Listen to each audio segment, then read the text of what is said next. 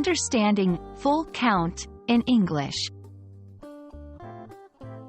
Hello, dear learners. Today, we'll be diving deep into a commonly used phrase in English, full count. Have you ever come across this term and wondered what it means? Well, today's your day to find out. Let's get started.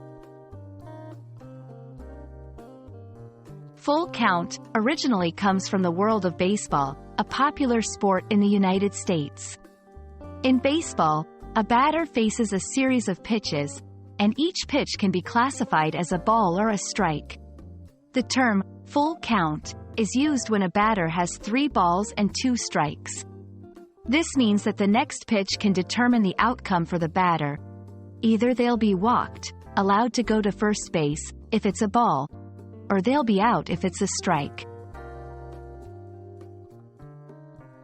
Though full count originates in baseball, it's sometimes used outside of the sport to mean a critical juncture or a situation with high stakes. For example, someone might say, "This is a full count moment," to describe a situation where the next move or decision can have significant consequences. Let's look at how full count can be used in various contexts. 1. Sports context. With the bases loaded and a full count, everyone in the stadium was on the edge of their seat.